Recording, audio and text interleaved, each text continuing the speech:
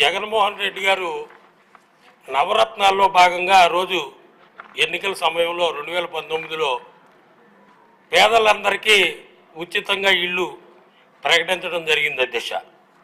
కానీ ప్రభుత్వం వచ్చిన తర్వాత ఇదే హౌస్లో మేము కూడా ఉన్నాం అధ్యక్ష. 300 చదరపు అడుగులకి ₹1 అన్నారు. లబ్ధిదారులు కట్టే డబ్బులు 300 చదరపు అడుగులకి 50,000 అయితే 25,000కి తగ్గించామన్నారు. 430 చదరపు అడుగుల ఇళ్ళకి ₹1,00,000 అయితే 50,000 చెల్లిస్తామని చెప్పి ఈ సభలోనే శాసనసభ సాక్షిగా ప్రకటించడం జరిగింది అధ్యక్ష. కానీ వాళ్ళు కట్టిన డబ్బుల్లో 25,000 కానీ ₹1,00,000లో మిగిలిన 50,000 కానీ సుమారు 400 కోట్ల రూపాయలు ఈ 2.5 లక్షల టిట్కో లబ్ధిదారులకి ఇంతవరకు డబ్బులు రిటర్న్ ఇవ్వలేదు అధ్యక్ష. ఆయన మాట అయితే చెప్పారు కానీ ఇంతవరకు ఇవ్వలేదు. కేంద్ర ప్రభుత్వ గైడ్ లైన్స్ ప్రకారం 2014-19లో P1, P2, P3 అని door to door uCT department వారు కలెక్టర్ గారి ఆధ్వర్యంలో లబ్ధిదారులను ఎంపిక చేశారు అధ్యక్ష. ఆ లబ్ధిదారులు అందరూ కూడా 2018-17లో డీడీలు కట్టారు టు ది కమిషనర్ జీవీఎంసీ అని చెప్పి. ఇప్పటి వరకు కూడా తర్వాత మళ్ళీ జగన్మోహన్ రెడ్డి గారు వచ్చి మళ్ళా రాజకీయంగా లబ్ధిదారులను ఎంపిక చేసి నిజమైన లబ్ధిదారులకి అన్యాయం చేయడం, పార్టీ పేరు చెప్పి అన్యాయం చేయడం జరిగింది అధ్యక్ష. దయచేసి మీ ద్వారా మంత్రి గారిని నేను కోరుకునేది ఏంటంటే దాని మీద దర్యాప్తు చేసి నిజమైన పార్టీలకు అతీతంగా నిజమైన పేదవారికి ఇళ్ళు అందించవలసి ఉంది.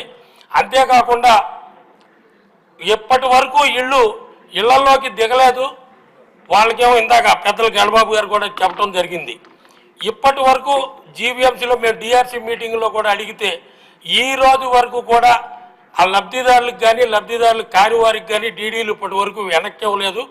ఇంకా విచిత్రం ఏంటంటే లబ్ధిదారులు ఇచ్చిన డీడీలు బీరువాలో పెట్టుకుని కొన్ని 3 నుంచి 4 వేలు డీడీలు కనీసం బ్యాంకుల్లో కూడా వేయలేదు సార్. మంత్రి గారు నేను కోరేది ఏంటంటే జీవీఎంసీలో ఇమీడియట్గా దీని మీద తగిన చర్యలు తీసుకుని ఈ ఎంక్వైరీ చేయాలా. మా డిమాండ్ అదే సార్. ఈ టిట్కోళ్ళని ఎమ్మటే పూర్తి చేయాలి. అంతేకాకుండా జగన్మోహన్ రెడ్డి గారు ఎక్కడో సిటీకి 50-60 కిలోమీటర్ల అవతల కొండవాళ్ళ ప్రాంతంలో వర్షం వస్తే మునిగిపోయే ప్రాంతంలో జగనన్న ఇళ్ల కాలనీలు అని చెప్పి 48 గజాలు ఇచ్చారు సార్. ఋషికొండలోనేమో ఆయన టాయిలెట్ 1000 గజాలు, పేదవాడికి 48 గజాలు.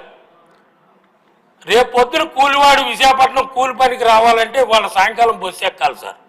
బస్సు సౌకర్యం కూడా లేవు. వర్షం వస్తే పడవలు వేసుకుని తిరగాల.